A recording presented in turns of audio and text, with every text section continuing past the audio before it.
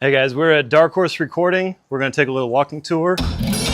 Dark Horse Estates, it's kind of a multi-purpose complex, 4 studios in it, and it's about 8,000 square feet total. It's a very, very cool space, and you can kind of just wander off and get lost a little bit.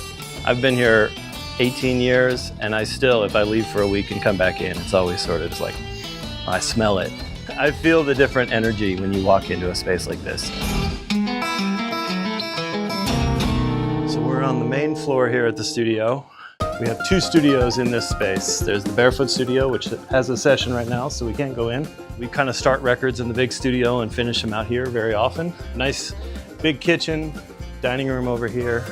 If you look up, you can see all the way up into that tower up above us. As somebody's walking in and getting to see this space for the first time, I want everything to feel really comfortable and not just crowded with gear. Try to create an environment that just feels like you want to just kind of hang out there, and then you also get to make music along the way. You can see the wall of all the people who've done records out here. When I first showed up, it was just after Taylor Swift was here. I was assisting on Keith Urban and Tim McGraw. This was a huge Super Bowl hit. Dolly Parton was pretty recent.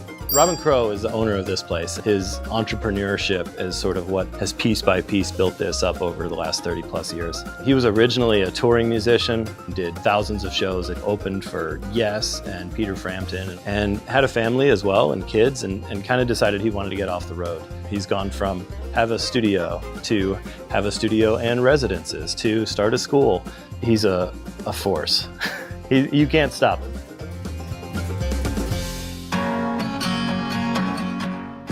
Here we are. This is the Lodge Studio. This is a Trident Series 80. This is a one-of-a-kind. You'll never see another one laid out like this. Bunch of outboard gear, Neves, APIs. We try to keep some variety going. So you've got tube stuff, solid state, transistor, whatever. But the main draw here is always the space, the environment, the vibe.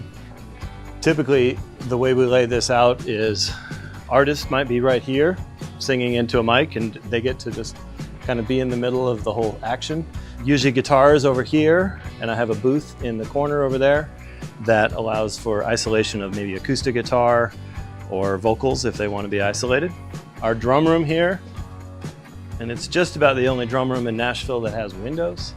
So every drummer I know loves to record out here because they finally got a room with a view. A lot of studios do the no windows and no clocks thing.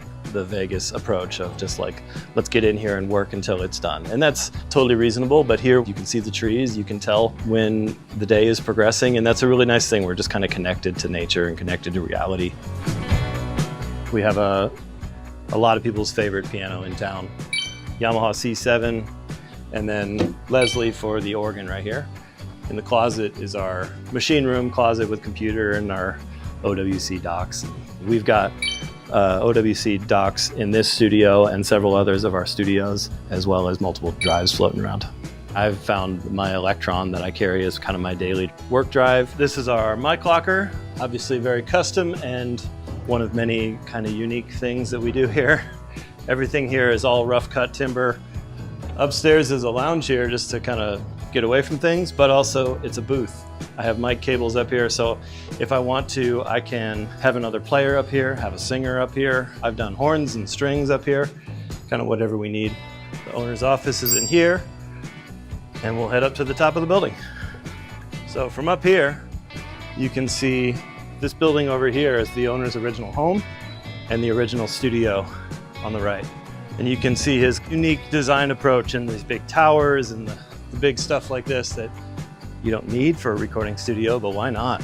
And these are our custom guitar chairs. And we've actually filmed quite a few little performance videos up here. I showed my wife around this for the first time many years ago. She saw the $1 Million Studio stuff and then came in here and said, oh, I love this. At the right time of day, you feel like Mufasa. We have a couple rooms downstairs, mostly get used for writing and production. And so I think that's what's happening right now is a couple people working in here, building out tracks. And then another small writing room in here. At the moment, we also host a music business class that meets downstairs in this space. And then we have a songwriting class that meets in the evening. So they spread out and get to write around here every night.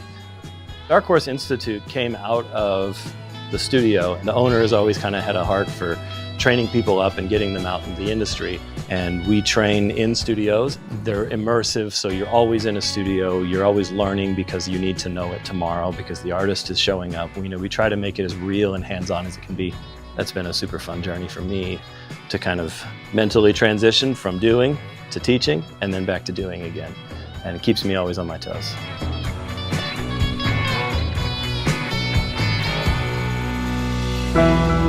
Dark Horse, from its inception, was designed to be different than all the other studios around town. There's so many boxes around town that are great studios, really cool, great gear, great microphones, and they make good music.